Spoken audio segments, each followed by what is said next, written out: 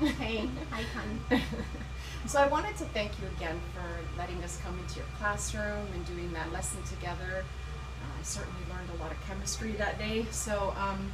But I just wanted to ask you about your thoughts because I think it's a lot of the things that the sharing that we did after that lesson. I thought you made a lot of very powerful statements that I think we should share with the larger audience.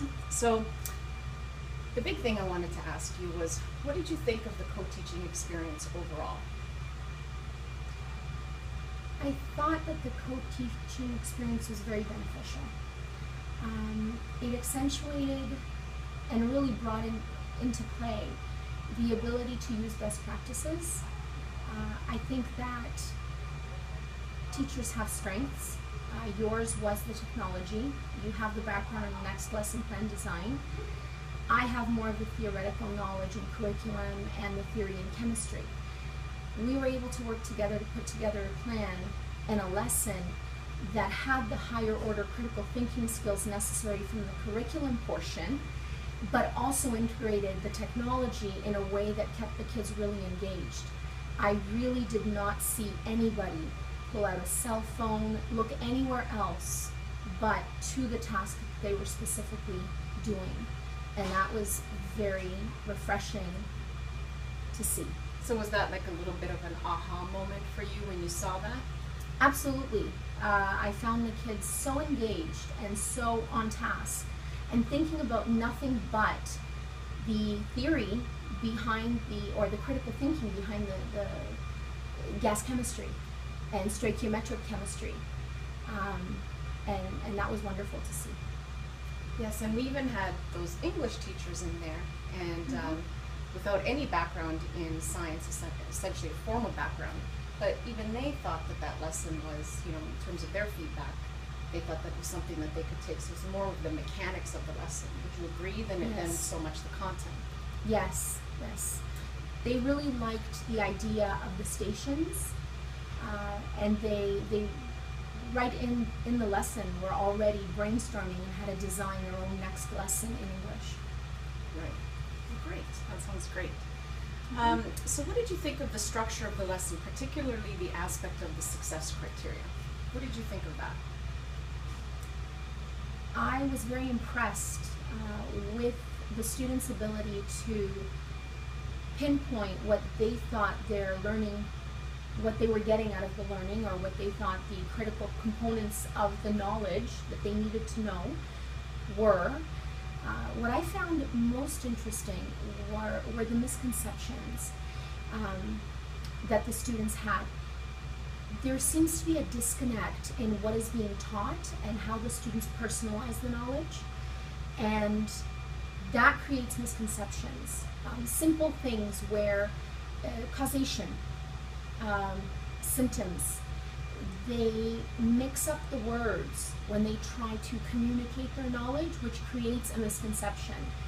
And having the success criteria on paper, having the students write it and then put it up on chart paper and go over it as a review, really let me target those misconceptions, clear them up, and make sure as a formative assessment so that before the test or before the lab or before more of a summative assessment, that misconception can be cleared up and they would be more confident going in to get their marks. Well said. That's awesome.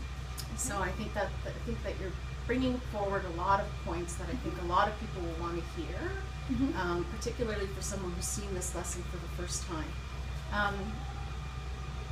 Would you do this again? Absolutely, absolutely. As I said, I have some technology background, but I did not have the rudimentary skills to design a next lesson, and I didn't have access to the technology, or didn't see myself having access to the technology. Now that I know what a next lesson looks like, I like the whole passport idea. I like the idea of students going from station to station. Now that I know how to design it, I can design it myself. I can maybe implement it as a unit review first, and in time start designing more and more lessons, and be able to teach that way. give the kids a little bit of variety. Mm-hmm. And we understand, like, just so that we clarify for the audience, but we understand that this is just a sample lesson. It isn't necessarily a next lesson, but in our debrief, we looked at what aspects of that lesson actually brought attention to certain rubrics in 21st century learning. Did you find that whole debrief pretty kind of, you know, in terms of an awareness of 21st century learning, in terms of the different skills like self-regulation and technology, et cetera, and then just kind of understanding that lesson was just kind of an example of a few rubrics? Was that kind of clear for you? Yes, and what I liked about going through the rubrics was I was able to identify where we were in terms of unpacking the lesson and where we could go, and that provided a platform for me to be able to brainstorm how to further the lesson. So if we were stuck, for example, at adaptation on a rubric, I was able to brainstorm right there on the spot how I could bring it the next step into infusion, how I could use technology, or maybe flip the lesson completely to provide that next step to let the kids get to that infusion point or the transformative point. That's great. Thank you so much. Thank you so much, Kinga. I You're very really welcome. enjoyed it. Thank you. And you had so much to offer in that discussion. I learned